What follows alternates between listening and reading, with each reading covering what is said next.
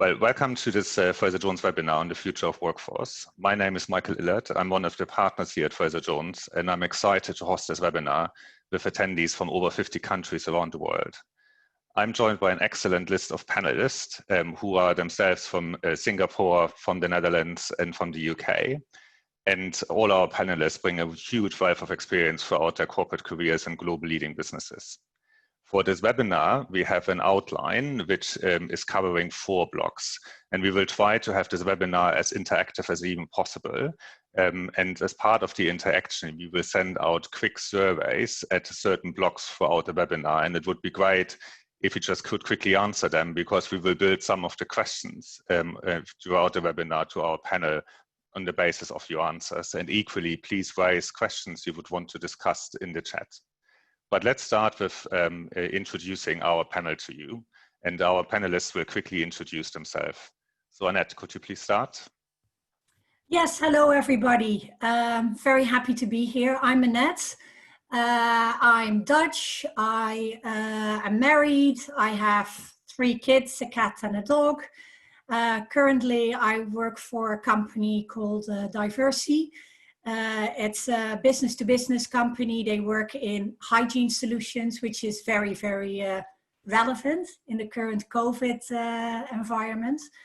I'm in a global role, so responsible for HR for about 60 countries across the world. And before Diversey, I worked for Mars. That's an FMCG company, mostly in the food sector. And I did mostly European roles there. So that's me in a nutshell. Thank you, Annette. Charlotte? Hi, good morning, everyone, from a very rainy North London. I'm Charlotte Forsyth. I'm the Chief People Officer at WorldRemit.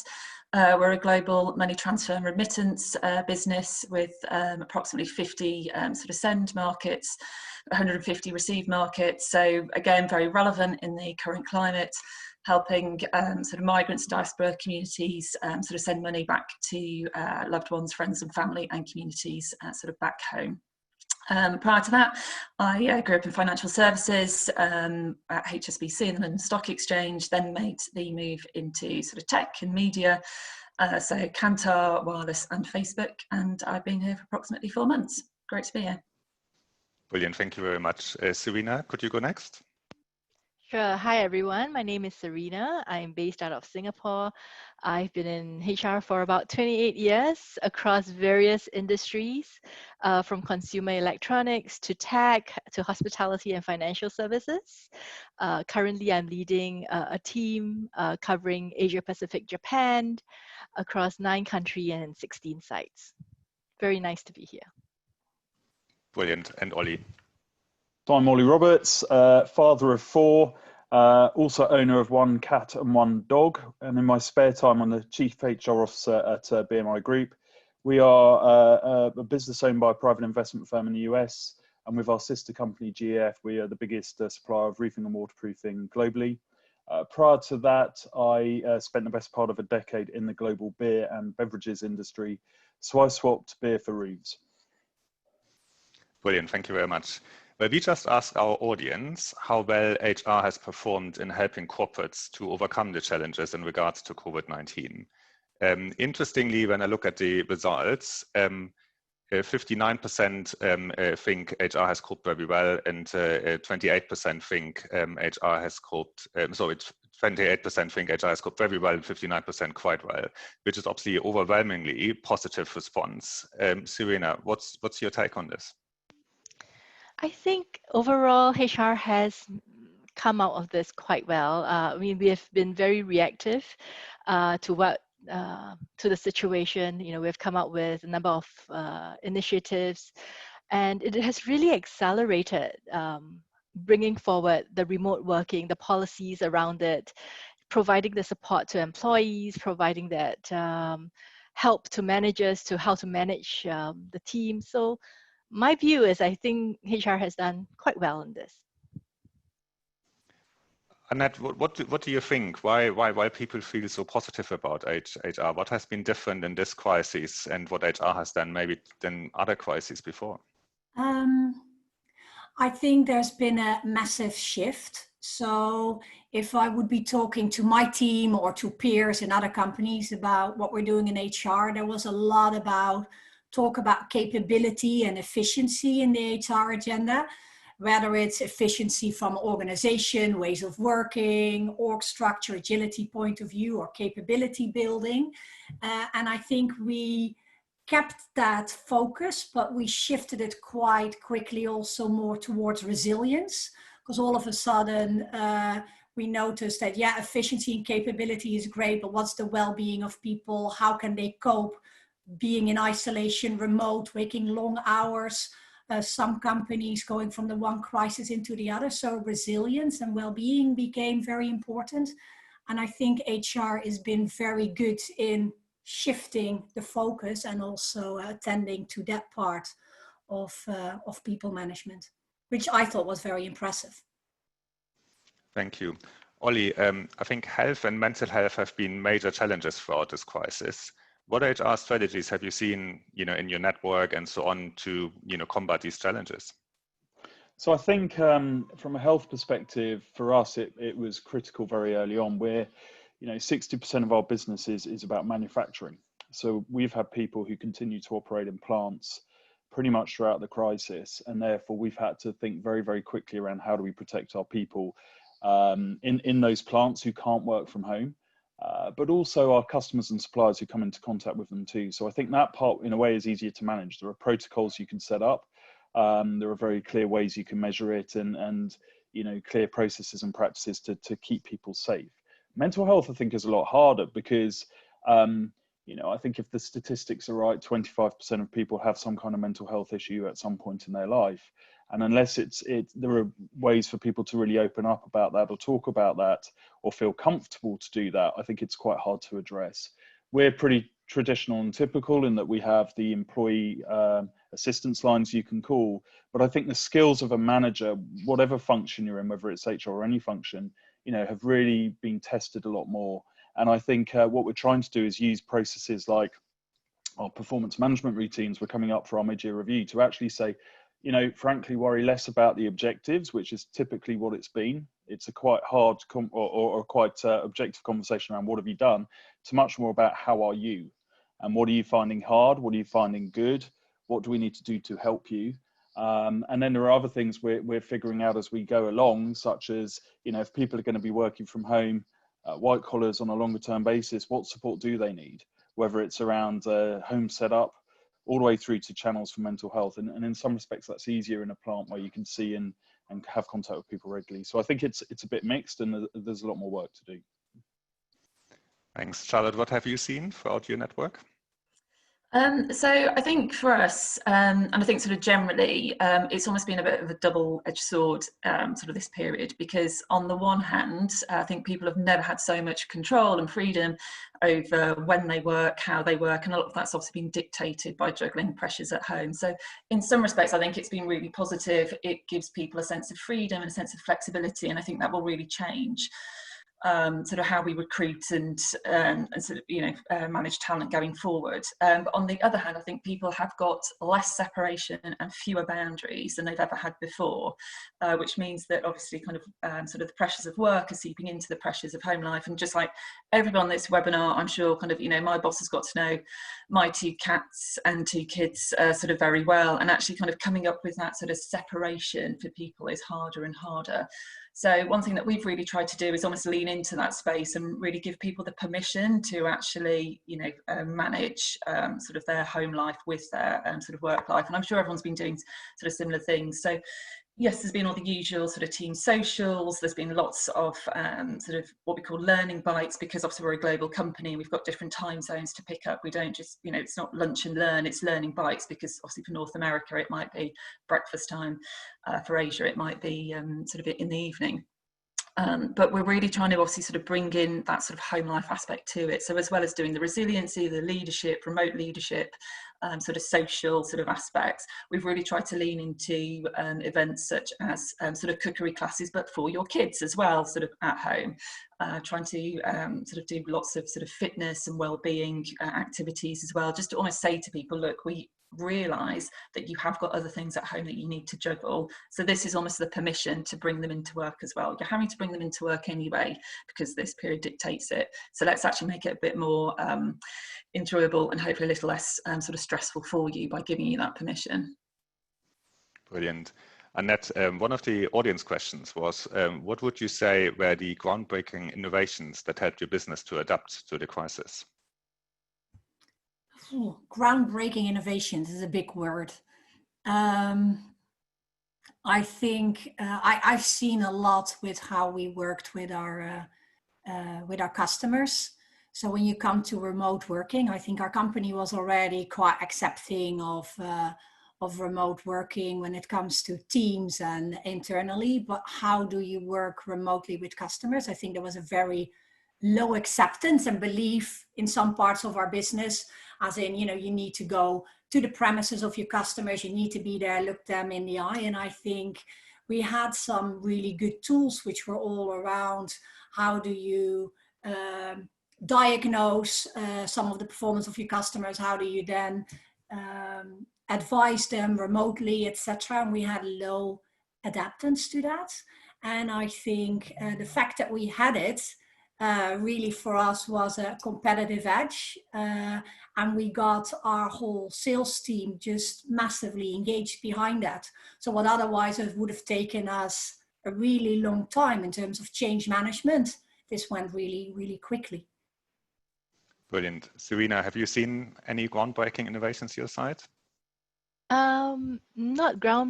I wouldn't classify it as groundbreaking, but I think we have started to think a lot out of the box. For example, interacting with customers. We have done customer events that are, on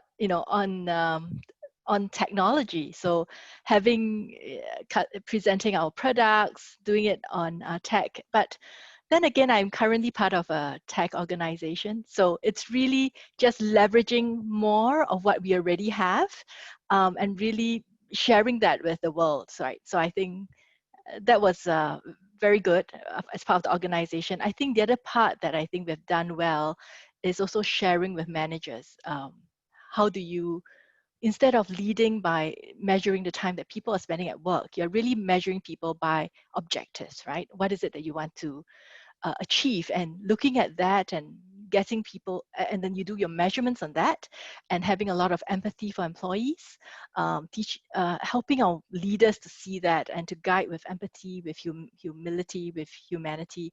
And I think that has helped the organization move and transit in this COVID-19 situation. Brilliant, thank you. Charlotte, we just surveyed the audience on their opinion whether COVID-19 has been a catalyst for the wider acceptance of remote working. And when I look at the answers, 50% say yes, they have embraced remote working, but 40% also say yes, but only because it was absolutely necessary. What's your take on this? Yeah, well, it's interesting actually, because as an organisation, and look, I joined WorldRemit 2.5 weeks before we went into lockdown, so that's quite an interesting time to join in a people function, and then suddenly get the whole organisation very comfortable sort of with remote working. And I think in some respects it has been really positive. So our call centre in the Philippines went into military lockdown at very sort of quick notice. So within 2 days, we had to move our entire contact centre remote and working from home, when sort of only 40% of people actually had even the capability to sort of work from home. So we went from 40% to 100% over 2 days. So I think there's been a real sort of focus on agility and pace, and the fact that we can do it, and that transformation that felt quite hard for a lot of organisations, something like we've done it right, and we've done it really, really quickly. Has it been embraced? I think it will be embraced, I guess to my earlier point, in that I think it opens up the opportunity for us to perhaps attract talent and think about how we acquire talent and where they are based. In a completely sort of different way, sort of going forward. I think for me, the watch out is it's not comparing sort of apples with apples. You know, this isn't working from home in normal circumstances. For a lot of us, this is surviving working from home whilst also juggling childcare, perhaps elder care. You know, we might have friends and family in other countries that we're worried about, etc., etc. So I guess my watch out would be is that, yes, it's absolutely shown we can do it, and it's accelerated sort of that. And I think there will be some positives and some benefits from it. However, I think for any sort of HR professional who is getting perhaps pushback from the business afterwards to say, oh, not sure about working from home, we tried it, kind of our productivity slowed down, or sort of whatever, you know, that's not true working from home. We are all working from home, but we're also surviving from home, if that makes sense. Thank you. Ollie, what are your thoughts on it? So from the business I'm in, yeah, absolutely, it's accelerated it. I would say we were probably quite traditional in many respects and felt that most of our time should and needed to be spent in an office. This has proven that that's not the case, but I think it's changed it in two ways. Firstly, it's shown us a couple of things. Firstly, we can work effectively, but to Charlotte's point, within the constraints we have to deal with, right? So, and it's not ideal when you have lots of other things going on around you. At the same time, there are people who are on their own at home who are desperate to get back into an office. So I don't think we should assume for everyone it's necessarily seen as an entirely positive experience. I think the future reality is that there'll be more of a mix of both. And there'll probably be less of a perception of if you're at home, it means you're not productive, and much more freedom around having offices maybe as drop-in centres and collaboration spaces rather than the traditional fixed workstation, and blending the two. But I think the other big change for us is around business travel. And we spent a very significant amount of money on business travel and always had this view that you had to be out in markets, especially if you're in group, on the ground, in meetings, and I was on a plane personally every other week. I think that's changed, and I think it's gone. And I think we've proven that you can work differently. We just ran a series of business reviews for every market we have. We do it every year, and all of those were online meetings. That was unheard of before, and I would have spent 8 weeks traveling. And I know which I prefer, candidly. We still need to go and get out to markets, but I think the amount on travel and the spend on travel will come down hugely as a result, and there are positive benefits. And on real estate portfolio, I do think it's realistic that companies will look at 30 to 40% less as a result as well. Thank you. Serena, when I speak to my network, somehow it feels that everybody is praising how well remote working has worked out, right? But I think people often forget that we already knew our colleagues and we already had built corporate cultures when we all went remote. So my question is, what will be the impact on onboarding, culture, retention if we keep working remotely? Again, you know, for newcomers coming in, it's how do you get the newcomers inducted into the organization without knowing anyone, right? They're totally new into the organization. How do you get them engaged into the organization, to believe in the values of the organization? And how do you continue connecting with them? And I think that would be very important. So leadership definitely needs to step up in such a situation. Helping leaders to engage the employees. Communication is key. Making sure that the teams are connected. For a lot of teams, thinking out of the box. How do you connect people? How do you get teams to know each other beyond work? Because it's very common when we pick up the call, we go onto a WebEx call, it's work, work, work. How do we do it so that I find out more about you as well as an individual, especially if I'm someone new, I want to know more about you, and how do I build that rapport with you? Okay, thank you. Annette, what are your thoughts on that? Yeah, it's one of the things that we're thinking about quite a lot. So it's not only about how do you build your culture, but also how do you develop people, because we're efficient working remotely because we've had a career where we've developed and learned on the ground. And then you can do things remote, and it's the same with culture. And I think with the cultural one, it's exactly what Serena said. So culture is behavior, and there's just as much behavior in when you work remote. How do you communicate? How do you write? How do you run webinars? But it's also, I think one of the things that I noticed and was very helpful is this whole piece that we've been talking about also before COVID. It's this whole, who are you as a company? What's your identity? The whole purpose-driven, value-driven communication, and being able to articulate that. So the Diversey, I think we have a really strong purpose, and that has really helped us. I think the values, they were a little bit more ambiguous, not so well articulated. And I just noticed that was something that we were lacking in terms of building the culture, having people feel that they belong somewhere. That would have been really powerful if our values would have been stronger articulated versus values that you see and feel when you're in the office and when you interact with people. So I think this, and it's a trend that was already there. And I think when you come to a pandemic like this or any other crisis, it accelerates trends that's already there. And I think this whole culture, purpose, value, based business is one of the things that we really need to step up to keep on having people engaged and a sense of belonging in a culture in a future that is going to be more remote. Thank you. Ollie, let me read out one of the audience questions to you. So Angelica is asking, how has productivity been affected in your organizations? While we are focusing less on efficiency and capability, many organizations have reported that the focus on individuals and the increase in flexibility have contributed to higher productivity. I personally, I think it's a little bit too early to say. And I'm not sure we're necessarily measuring it or have enough measurement on it yet since this crisis started.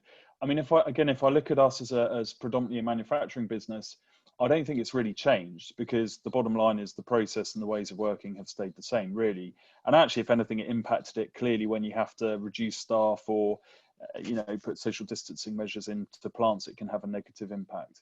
For white collars, I'm not sure. I mean, I personally think productivity might have reduced, actually, in some respects, because I think what I see in my organisation anyway now is back-to-back video meetings from 8 till 6, which means how much time do you have to think, and how much time do you really have to refresh yourself and to maybe look at things in a more strategic way or in a different way. And I think there's a real risk of that, and we don't quite know yet the impact, but I suspect there will be an impact. And I think the reality is, as we move forwards and re-emerge from this crisis into whatever the new normal is, I think there's an importance of getting the blend in both. We've proven the hyperconnectivity works on the whole, but has it made us more productive? I'm not convinced. Thanks, Ollie. Charlotte, what are your thoughts? So yeah, I'd agree sort of broadly with Ollie. I think it actually depends how you measure productivity. If you measure number of sort of calls, Zooms, Slacks, emails as your measure of productivity, yes, that's definitely gone up. Actually, as a business, we're in a very sort of fortunate position because, you know, our customers need us more than ever. So again, that's sort of one measure of productivity in terms of how we're sort of stepping up and delivering for our customers. But I think to Ollie's point, in terms of having that thinking time, in terms of being strategic, on a personal level, it feels like that has reduced for me. Whereas before, I could just sort of nip round to somebody's desk, ask them a quick question. Now it means scheduling in a call or sending a Slack or waiting for a response or something. So for me personally, it feels like that has slowed down. And yeah, kind of being in a global role, it's sort of, you know, 10, 12 sort of hours worth of Zoom calls, trying to fit in a bit of homeschooling as well for my 2 kids at some point. So teacher of the year, I am not. So yeah, kind of in terms of, you know, actually having that sort of thinking time and being strategic, that feels like it has been squeezed for me personally. Certainly when I look across the organisation, there are lots of measures that suggest our productivity has gone up.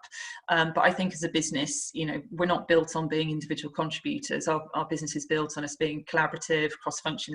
That's where we get our productivity from. So I think people are, you know, keen to get back to some degree of normal and human sort of interaction and contact to sort of drive that sort of collaboration physically as opposed to over Zoom. All right, thank you. Annette, we just asked our attendees whether their outlook on their career has changed, you know, following this crisis. And if 45% are saying yes, and that they're looking for a better balance between you know, personal life and professional life in a more blended way. But equally, 28% are saying that they are also looking for a better balance between work and personal life, but in a more separated way. What's your take on that? I think my takeaway of it is that it's very individual for every person. Yeah, so I have a lot of discussions with my leadership team, and what I notice is everybody has very strong feelings about what's happened over the last couple of months, because it's, work has been upside down at home. You've been challenged on some of the fundamental safety things in our lives. So everybody has a lot of strong feelings and opinions. And we need to be very careful to look at the world and our employees based on what we feel. Like, so some people love the blend and the mix because they can manage it better. Others don't want it. So for me, one of the things that I've been talking with my HR team about it is, we had this diversity and inclusion agenda, which was very much around, including diverse thoughts, etc. And if you look at the protests over the world, I think that's also, next to COVID, as one of the things that's become even more important, but also flipping that agenda to inclusive leadership when it comes to how do you deal with people who come back to work after, because some people are dying to come back to work, other people are afraid, and it's about listening to them and making sure that you adjust your style. I think what I hear a lot is that people are much more aware about what the opportunities are. So when people before had a career wish to either have it more separated or more blended or more flexible or a better balance, whatever it is, people felt restricted and not able to talk about it, or they felt it was not possible in their culture or in their ways of working. And I think all of our employees and leaders will come back and be much more vocal about what it is that they want, because they're aware that things are possible. So it's going to be a discussion that's going to be had much more. And I actually made a note, Ollie, earlier when you were talking about using, your performance management, your quarterly feedbacks, actually to bring that discussion in, because I think that's going to be key. So learning and listening to what your people want and being flexible and inclusive for different needs. Thank you. Serena, what do you see in your network? No, I totally agree with Annette. In the discussions that I've had, similar to her, actually this morning, I just was part of a discussion as part of our diversity and inclusion initiative as well. And it was a sharing of two of the people on the panel. And one panelist was saying that it really helped that she had segregated, carved out time for family and segregated time for work, whereas another one preferred very much a blended approach to it. So to Annette's point, I think it depends on individual, and I think managing in the post-COVID situation would require a lot more customized approach to the individual. What does that individual want? What will work for the individual? What can we provide to motivate and engage that person so that they can continue being engaged in the organization and can continue growing their career in the organization? So I think it requires a lot more out-of-the-box thinking, a lot more customized approach, which is great because it puts HR right in the forefront of being in the business seat to help the business move forward. Thank you. Charlotte, when I look through my network, I would typically see senior leaders, be on a plane several times in a week. Right? Over the last number of months, everybody, thanks to the lockdown, has spent, a lot of time with their families. Do you think we will see a major shift to what people are prepared to compromise in exchange for a high-powered career? Yeah, very positive. I mean, I think to Annette's point earlier, it's all very individual. I kind of, and I've said to my leaders, let's not be complacent, although, because we're, again, sort of going to our mid-year sort of process and looking at having a particular focus on critical talent, because I said, let's not be kind of complacent, there are fewer jobs for people to move to. I think there are certain sort of, roles like tech where that war for talent will always be sort of quite hot. But, let's not be complacent that as soon as there is an uptick in the jobs market, people will potentially leave, depending on how we've acted now. Like, the eyes of our employees are on us now. So it's how we respond, it's how we step up as leaders, it's how we put our arms around our critical talent and really understand what is important to them. And yeah, I think, you know, for a lot of people, there will be a period of reflection in terms of what am I prepared to compromise, what am I prepared to give, and some of that might be family, no longer, some of that might be travel, no longer geography, etc., or most importantly, just values, and again, how we show up as leaders and embody those values. So I think kind of, yeah, we really need to use this period as an opportunity to get to know sort of our talent. And I think kind of one thing that's worth remembering is that after the last sort of financial crisis, there were more startups sort of set up than ever before. You know, I think people will start to look at, well, actually, how do I make work for me? And actually, for a lot of people, that might be changing careers, it might be changing sort of working hours or practices, or it might just be stepping off sort of the corporate ladder altogether and sort of starting their own startup. Great. Ollie, what do you think? So look, the first thing is I'm not sure my life has changed that much. So yes, it has in the extent that I'm at home, but I get into a room at 8 in the morning and I come out this room 6:30 at night. I kind of see the kids, but candidly, I'm not really doing the homeschooling. My wife has been fantastic and is doing that. And I've actually now got 2 out of 4 kids back at school. And that was a great day, I can tell you, all round for them and for us. So has it really changed? No, I probably have less time than I did before in some respects. Where it's changed is I don't have to commute anymore. So that saves me time per day. And I spend a lot less time in airports. And frankly, that's quite nice. But I think if you're talking about a high-powered career, whatever that means, it's a purely individual choice. I don't think you can work in a large-scale, multi-continental business in the world we live in, which is extremely volatile and uncertain and huge business challenges and pressures, and think you can do that necessarily fully to your own demands. And I think there's a sacrifice that ultimately you have to make a decision around, are you prepared to take it or not? And maybe that's the wrong word, because for me it's a choice actually, but it's not for everyone. And I think you have to really think about what it is you want. And sometimes when I talk to in HR younger talent and they say I want to be a group HR director, the real question is, what does that mean? And have you thought through what that really means? Because with that comes a lot of responsibility, accountability, and candidly being lonely at times. So I think it's all about what's right for you.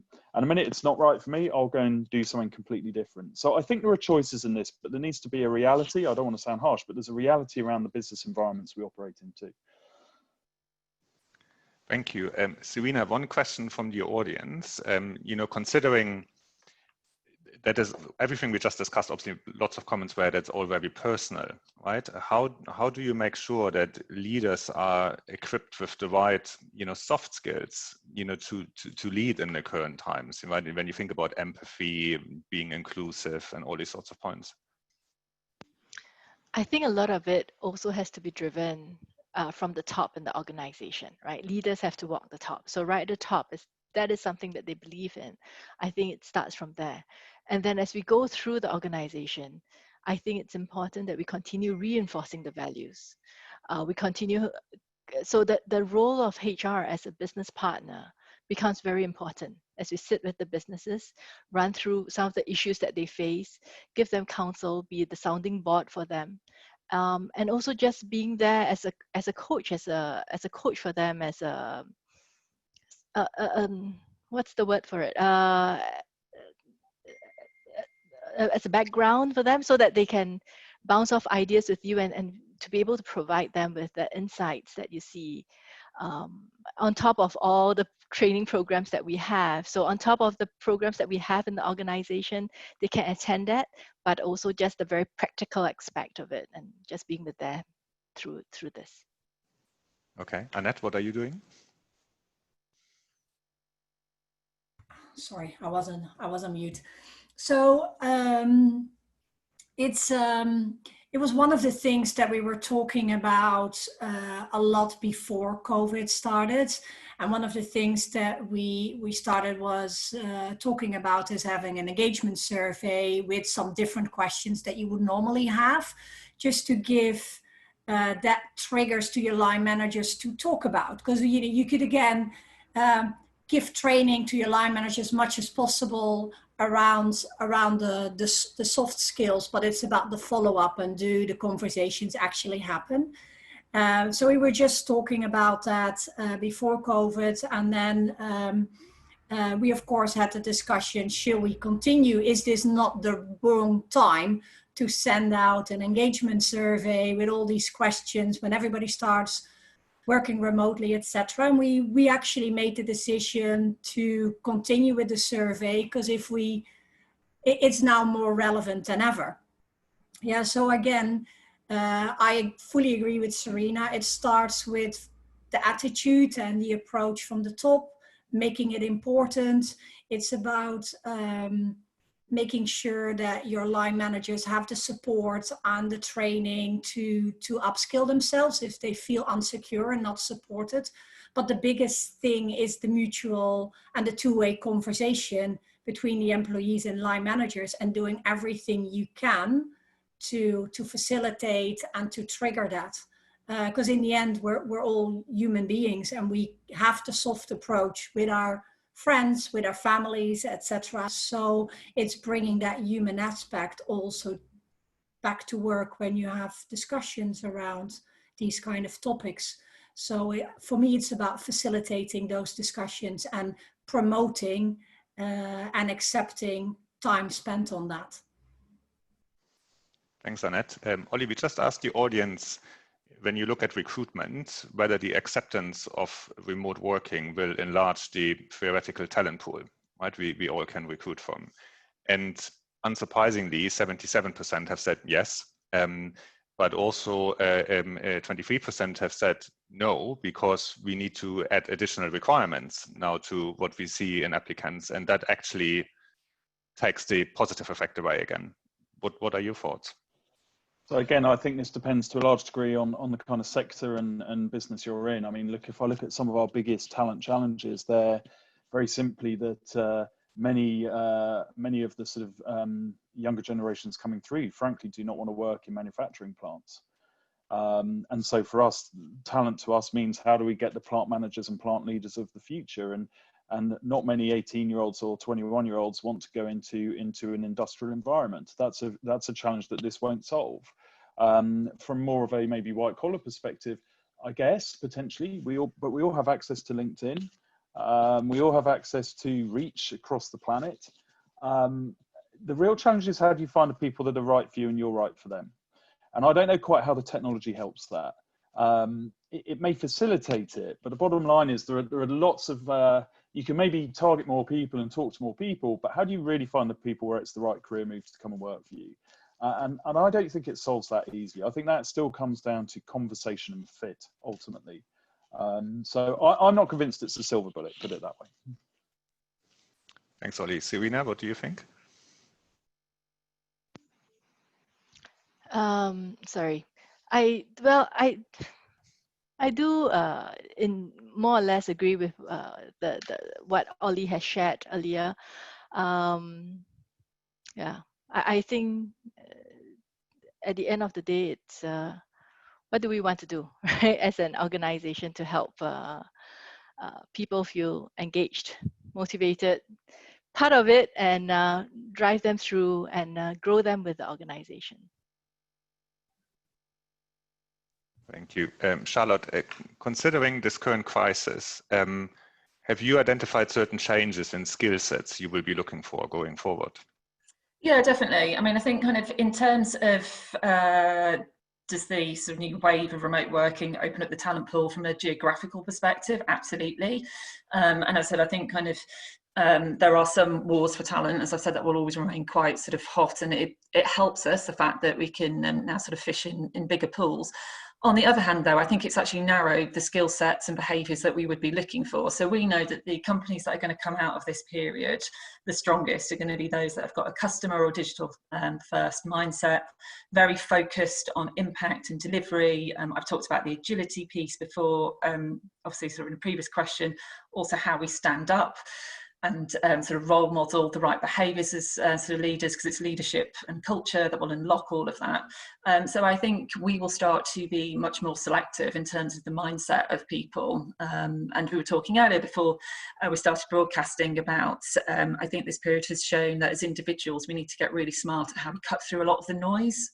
And actually really focus on what's sort of important, and then obviously kind of do we deliver on that, or actually are we comfortable with perhaps sort of parking it? So yeah, I think kind of the skill sets and behaviours we'll be looking for will absolutely sort of change in accordance to what we need as an organisation going forward.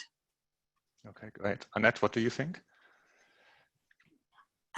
If I reflect back on, you know, where it worked really well is actually where we, over the last couple of months, is where we let go of, you know, our traditional roles with the traditional capabilities and responsibilities. So it all became much more entrepreneurial, and people put task force together to grab opportunities in the markets.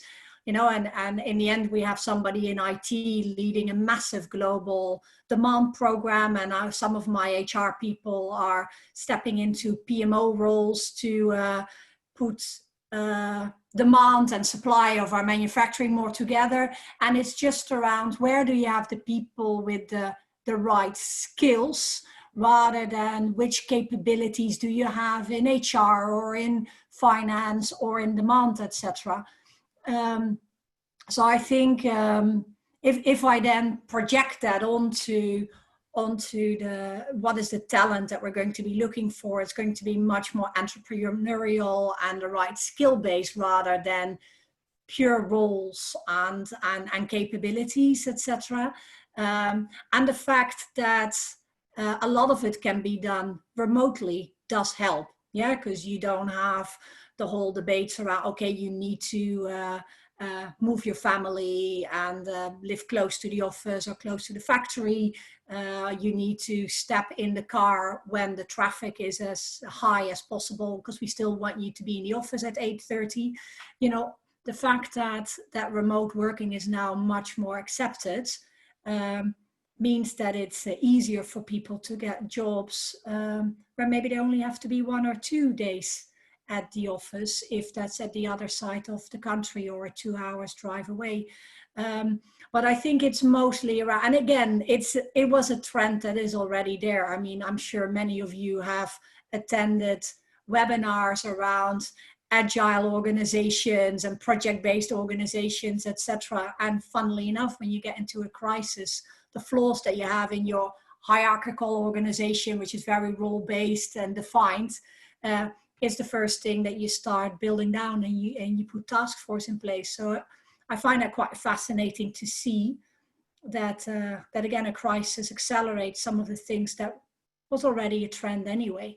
But I think that's what I think about when I look at my talent and management going forward. It's flexible organization and flexible skills that you can put in where it's needed, rather than the traditional roles. Thank you. Serena, one of the follow-up questions from the audience is, do you think there will be a shift more from recruitment towards L&D? More shift from recruitment towards L&D? No, I think both are equally as important. I think from a recruitment perspective, we will start thinking out of the box in terms of recruiting. To Annette's point, do we need to really hire in that particular location? Or because now a lot of things can be done remotely, should we be looking at recruiting across locations in terms of how we pay people, even in terms of the compensation and benefits? Do we then pay for the role rather than it being a market-driven compensation that we're looking at? So that's one thing. In terms of L&D, I think it's equally as important as well, because that continues to be something that we need to focus on as we help organizations transit through this, helping leaders to step up, because the way that leadership is moving forward would be very different from how it was, right? Previously, it was very much target-driven, performance appraisal, sitting down.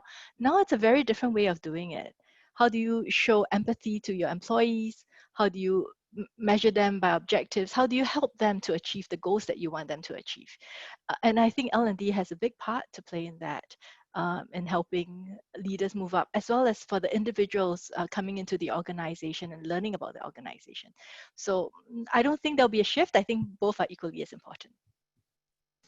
Thank you. Charlotte, a further question from the audience was, what in your experience has the impact of mass remote working been on organizational culture and on a more local team culture? So it's interesting, actually. I did some sort of skip level meetings on this quite recently, and a number of teams actually said they felt that our local, so whether that's in team or sort of UK same time zone culture, was stronger than ever before, because obviously kind of there has been so much sort of connectivity sort of driven by sort of this period. So I think kind of that's one part of it, and I think because, as I said, we've really leaned into supporting quite a young sort of managerial sort of population in terms of actually kind of sort of, you know, this is how you support your teams through a period of sort of virtual leadership. Obviously, we're going to be doing our mid-year sort of remotely, lots on sort of resilience, sort of looking out for your teams, lots of sort of weekly pulse sort of surveys that would then direct the following week's sort of communications activities and stuff. So I think kind of in the one sense, kind of our local and same time zone culture has been really strong. I think for me, there's still an opportunity to perhaps bring that global culture sort of together. Would that have changed because of sort of COVID? Not sure. I think kind of it's always been a challenge sort of managing sort of multiple sort of time zones across the day. So we've really tried to make sure we're not sort of London centric kind of in our thinking, and making sure that actually all the guidance, all the workshops, you know, all the pulse service, everything that we're doing kind of really is inclusive regardless of time zone or sort of population. We've tried to sort of adapt certain sort of practices to make sure they will land sort of better in North America versus Asia. But I think that's stuff that we always would have had to have done sort of anyway. If anything, this has just brought it into sharper focus, I think. Ollie, what do you think? So just remind me, Michael, the question is around what it's done to the organizational culture and also more local team culture. Look, so my company is the result of the acquisition of two separate companies and then the integration of them. And I think in many ways this crisis has brought the company together quicker than a highly well thought through consultant informed integration plan. And why? Because it rallied everyone around a common cause and a sense of urgency in tackling a crisis.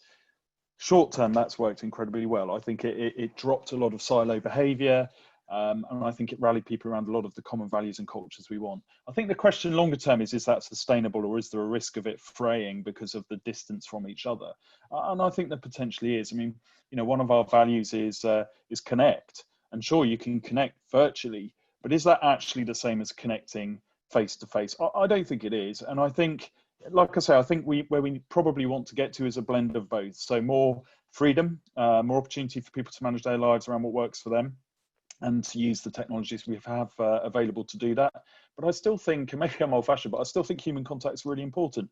I think human beings are inherently social creatures, and I think a lot of the value, I think to Charlotte's earlier point from work, is not just being in the meetings as a measure of productivity, but actually the ideas you have outside of meetings. Some of the best ideas come over a coffee, and or in my world over a beer typically, and that's invaluable. So I think it can help, but I think there are risks.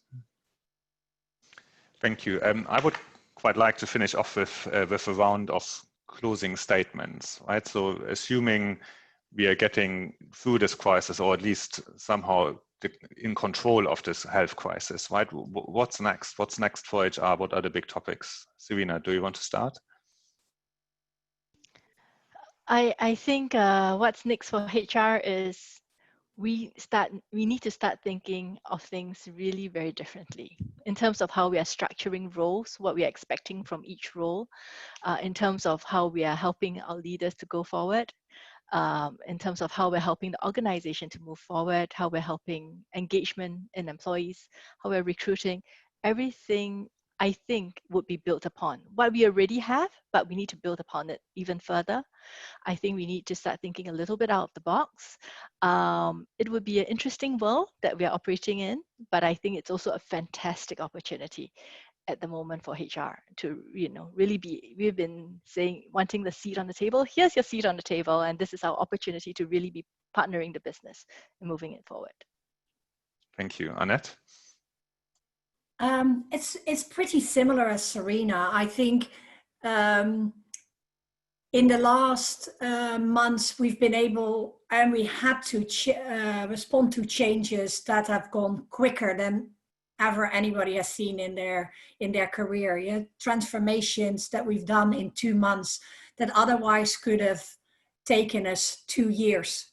Yeah, so the learnings that we had from that, and how do you then organize your business differently so you can keep that speed of transformation going, is I think one of the huge opportunities, because there's so many learnings about what we've gone through in the last couple of months. And I think we need to stop seeing that as, of course it was a response to a crisis, and we will come back to a new balance somehow, but there's been learnings on how we adapted our business so quickly that tells us how we can have a better speed of decision making, have a different culture, have more agility going forward.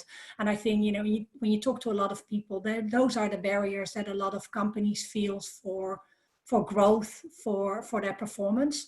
So I think translating the learnings of what we've seen in the last couple of months to the things that you need to be succeeding in the future, I think is a space where HR steps in, and the human aspect and the organization aspect of that has been really visible. So that will be my challenge for the time to come. Thank you, Annette. Ollie, what do you think? I think a couple of perspectives. Firstly, I think HR potentially used to be quite siloed and probably allowed itself to be siloed. I personally think I'm playing in every space across the organisation, and many of my team members are too. We're involved in health and safety conversations, whether that's physical health and safety or well-being. We're involved in conversations around what does this organisation look like in the future. We're involved in communications and engagement, and I would really say embrace it, because it shows that we are at the table and we've got the seats, and now really seize that moment. On the other side, I think there's been a massive trend over the last decade or so to prove everything in terms of P&L kind of numbers. How is recruitment costing less? How is L&D more effective? What's the cost of everything? And that's fine to a point, but actually what it doesn't do is focus on value, or it doesn't do it enough. And I think HR needs to shift forwards. It's justified itself, growing confidence, and seize that moment again to really show that actually L&D, for example, is an investment. It's not a cost. So let's have conversations around how it drives value across the business. Thank you, Ollie. Charlotte? Yes, so I guess in an attempt to sound intelligent and impactful, I'm actually going to steal somebody else's idea, if that's all right. So there's a great coach called Sath Petherick who sort of recently talked about sort of HR leaders during this time sort of reclaiming VUCA and actually leading sort of with compassion. And she talked very much about redefining sort of what VUCA means. And I think that's the call out for all HR leaders. So for me personally, I'm going to be turning up my volume in the volatility. I'm going to be unapologetic about the agenda and the uncertainty. I'm going to show compassion in these complex times, and I'm going to be aware of others sort of in the ambiguity. And I guess that's the call out to all of us as HR leaders. You know, this is our opportunity to take that seat at the table, to redefine, as Ollie said, and essentially reclaim what it means to be a HR leader in this uncertain time. Thank you very much. Well, I appreciate that we may not have been able to answer all the audience questions, but we will aim to do this via our social media channels over the days ahead. And also please reach out to us if you have any follow-up questions, any comments, or if we can help with anything. There will also be a feedback survey at the end, and we would again appreciate if you could fill this out quickly, as that will be very valuable input for our next webinars. Obviously, I want to thank you all of our panelists for your great thoughts and inputs. I really enjoyed the discussion. I also would especially like to thank my colleague Gabi, who worked pretty much 24/7 over the last number of weeks behind the scenes organizing all of this. So thank you all very much. Have a good day, and hopefully I welcome you in one of our next webinars soon. Bye-bye.